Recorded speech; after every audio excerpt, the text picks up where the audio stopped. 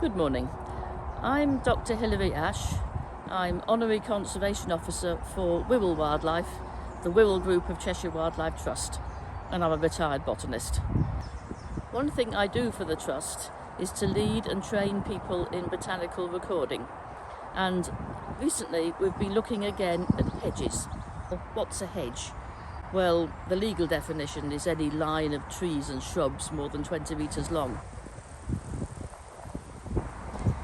This is a particularly interesting hedge.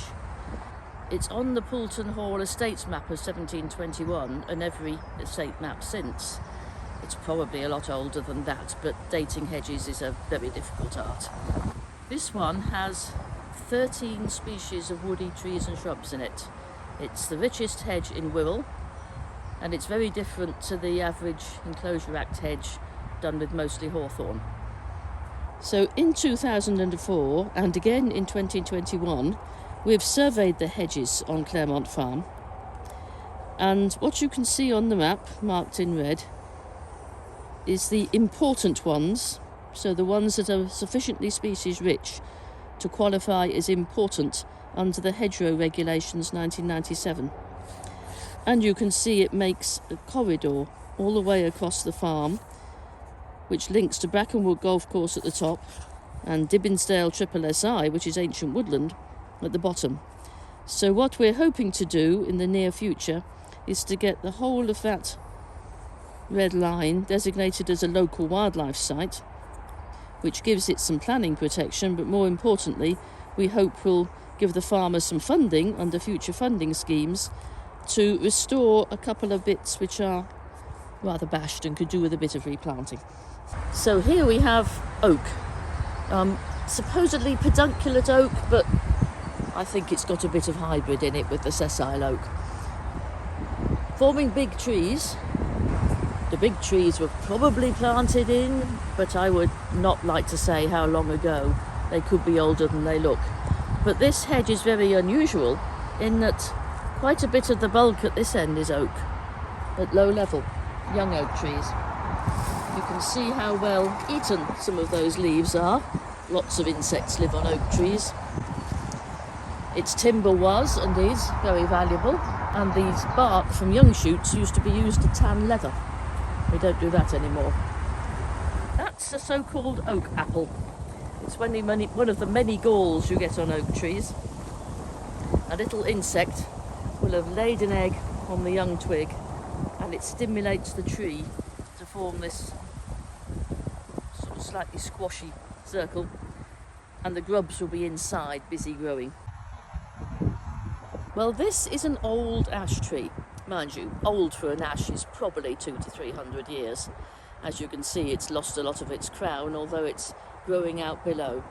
It is now looking a bit sick. Probably with this one it is just age. But we do have ash dieback disease in Wirral, mostly infecting young stock, saplings and coppice at the moment. The older trees are much harder to infect. I wouldn't like to say with this one whether it's got it or not. But we do have to keep close eyes on them once they do get the disease, because ash becomes brittle. As it gets diseased, it becomes very dangerous to fell. And if the disease gets in at the bottom of the trunk, it lets in something like honey fungus following it, which can rapidly make the tree unstable.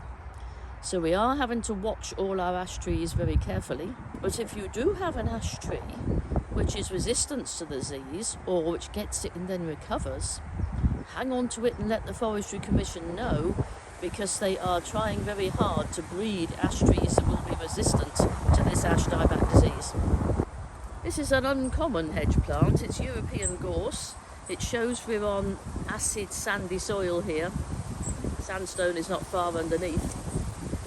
We're a bit too late for the flowers, but you can see the seed pods. When they're out, they smell beautifully of coconut. It was prized in the past for two reasons. It's evergreen, and in late winter it used to get cut, bruised in something like a cider mill to break the prickles, and then fed to cattle and sheep at a time when forage was getting low and the hay stocks were getting low. And also in the old bread ovens where you actually burnt the wood in the oven, this was marvellous because it burns to almost no ash. So you could burn your faggot in the oven, open the door, quick brush, put your bread in, shut the door. This is hazel with these lovely soft round leaves. They're very nice to stroke, much beloved of insects to eat as well. This is the shrub that has the catkins in January, the lamb's tails. And if you're lucky, some cobnuts later on. But the grey squirrels tend to eat them before they're fully ripe, so we rarely get them round here. It's not that common as a hedging shrub, except in these very mixed hedges, but it was the favourite coppice plant in woodland. Grown as coppice, cut every 6 to 10 to 15 years, it provided tool handles and thatching spars and hurdle wood, as well as firewood.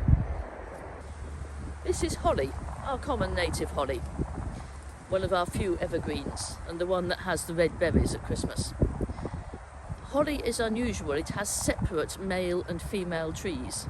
Only the female has the berries. There has to be a male within pollination distance for the berries to set.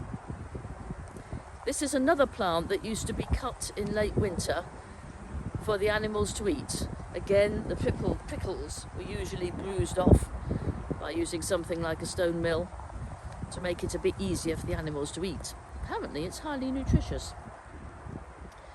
When I see holly or hazel in a hedge, I think that hedge might be worth looking at, because they only seem to occur in the hedges with a large number of species. I'm holding this a bit carefully because it's prickly. This is dog rose.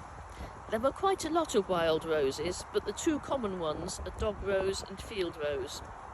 Dog rose often has this red coloration on it, and both of them occur in hedges.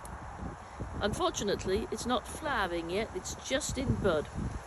But if you look at a dog rose flower, once it's out, look underneath the petals at the green sepals behind. And there's 5 brethren in one bed.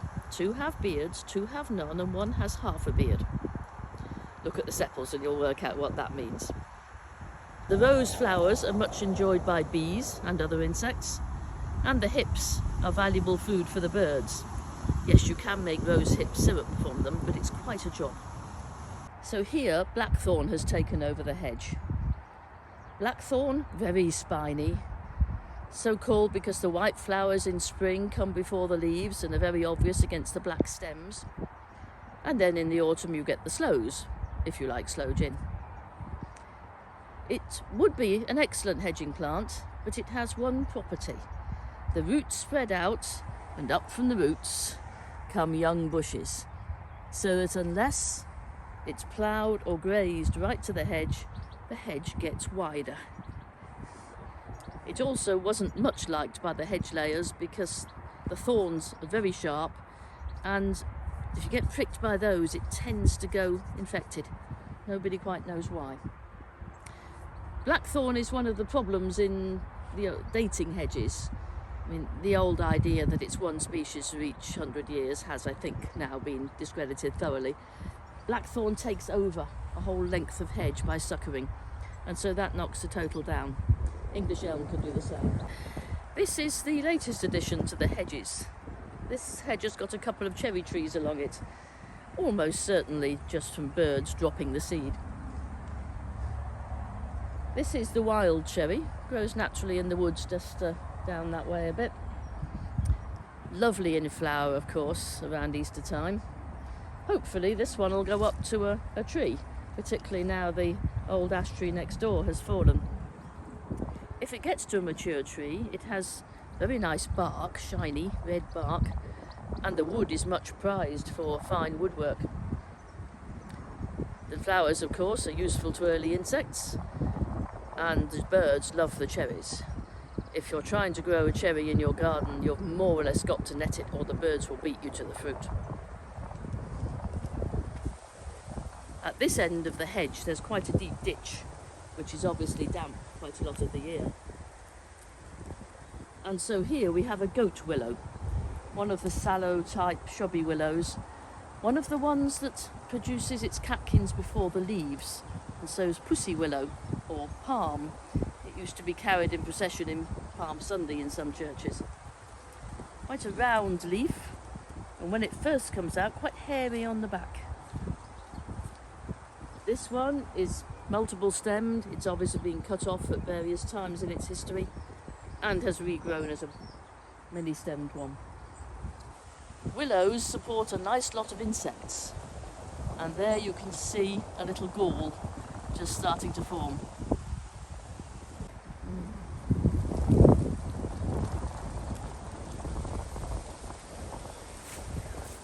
The native crab apple, Britain's true native apple, Palus sylvestris.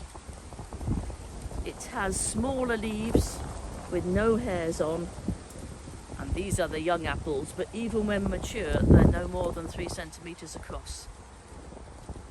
It's different to what you often find in hedges, which is wildling apples that have grown from somebody's apple core, or domestic apples that have been planted.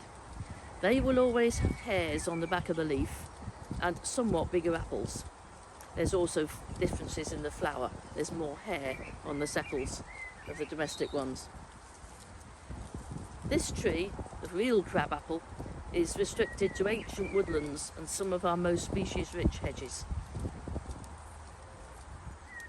Last year, with permission from the farmer, Andy Pimley, we took some seed from here and planted it, and it's germinated very well. So we've got a number of seedlings of crabapple which are being distributed around Wirral to be grown on.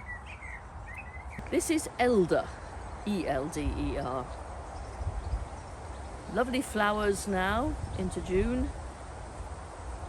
When I'm teaching botanists to learn their different trees, they often get confused between ash and elder and rowan. So I tell them to rub the leaves on this one. Elder leaves smell horrible. But the flower, of course, and the fruit are edible and very nice, and in particular make good cordials and wines. The hedges don't like elder. It's very brittle wood, it breaks, you can't lay it, and it makes a weak place in the hedge where a cow could easily push through. So it was normally cut out when the hedges were traditionally laid. But it comes back again because the birds spread the seed.